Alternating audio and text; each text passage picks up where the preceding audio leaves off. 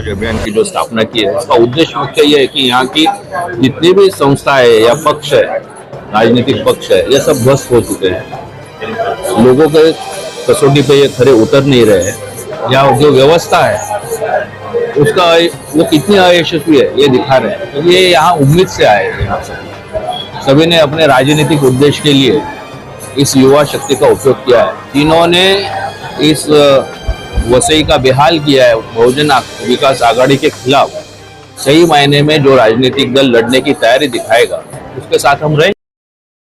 वसई विरार में राजनीतिक सरगर्मियां एक बार फिर तेजी से बढ़ने लगी हैं। यहां हर कोई मतदाताओं को लुभाने व अपनी ओर आकर्षित करने में लगा हुआ है।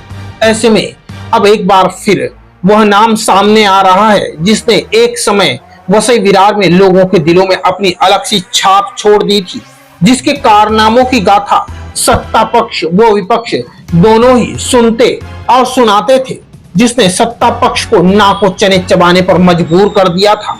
जी हां, हम बात कर रहे हैं धनंजय विट्ठल गावड़े की। धनंजय गावड़े जो एक बार फिर से अब लोगों के बीच सक्रिय नजर आ रहे हैं। हालांकि अभी तक वह किसी भी राजनीतिक पार्टी में शामिल नहीं हुए हैं, परंतु सभी राजनीतिक दलों के लोगों के दिलों की धड़कनें अब गावड़े के पुनः वसई विरार में आने की बात से जोरों से धड़कने लगी हैं। हालांकि इस बार धनंजय गावड़े उनके द्वारा निर्मित स्वराज्य अभियान नामक संस्था से चर्चा में हैं, जो कि अब पूरे वसई विरार में फैलती जा रही है। सभी क्षेत्रों में स्वराज्य अभियान नामक संस्था के कार्यालय खुल रहे हैं तथा भारी तादाद में हर राजनीतिक पार्टी के लोग धनंजय गावड़े की इस संस्था से जुड़ते जा रहे हैं। और आज उसी के तहत नाला सोपारा पूर्व गौराई नाका स्थित नित्यानंद हॉल में स्वराज्य अभियान संस्था के द्वारा एक कार्यक्रम रखा गया, जिसमें संस्था से जुड़े पदाधिकारियों को नियुक्ति पत्र दी गई। वहीं इस अवसर पर संस्था से जुड़े काफी संख्या में लोग इस आयोजन में शामिल हुए, जिसमें पुरुषों के साथ साथ महिलाएं भी बराबर नजर आईं। वहीं आयोजन को लेकर संस्था के संस्थापक धनंजय गावड़े ने जानकारी दी। स्वराज अभियान का जो गठन है या स्थापना जो हमने की है, जो हम सब कुछ वसई विरार के जागरूक नागरिक है उन्होंने मिलकर स्वराज अभियान की जो स्थापना की है उसका उद्देश्य मुख्य ये है कि यहाँ की जितनी भी संस्थाएं या पक्ष है, राजनीतिक पक्ष है, ये सब ध्वस्त हो चुके हैं। लोगों के कसौटी पे ये खरे उतर नहीं रहे हैं। तो हमारा राज मतलब स्वराज, ये भूमिका सामने रख के आम आदमी के लिए हमने इस स्वराज अभियान का गठन किया है।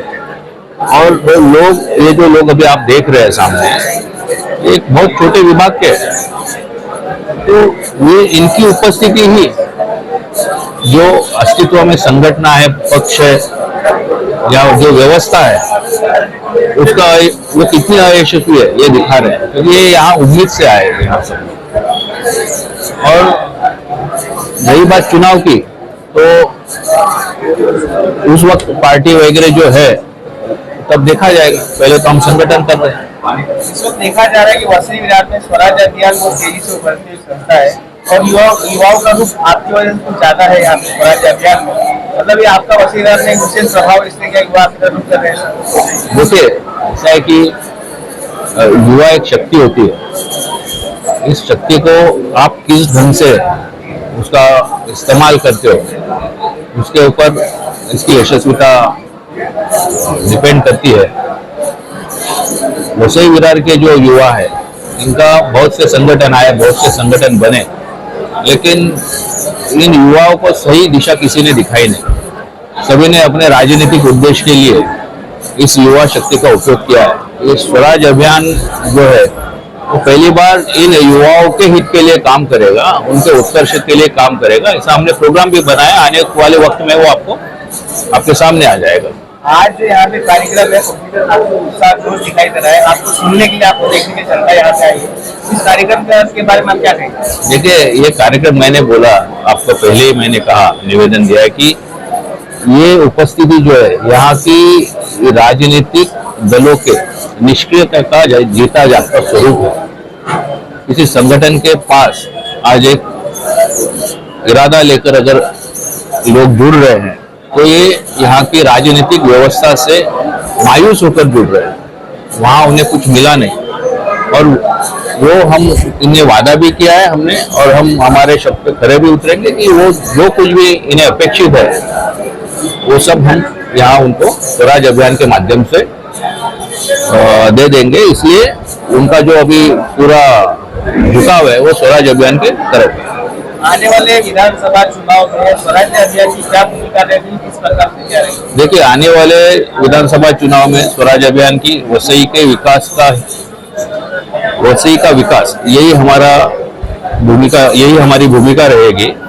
और जो पार्टी, जो राजनीतिक दल वसई के विकास के लिए तत्परता दिखाएगा और जिन्होंने इस वसई का बेहाल किया है बहुजन विकास आघाड़ी के खिलाफ, सही मायने में जो राजनीतिक दल लड़ने की तैयारी दिखाएगा उसके साथ हम नाला सोपारा से यशवंत भारद्वाज की एक रिपोर्ट।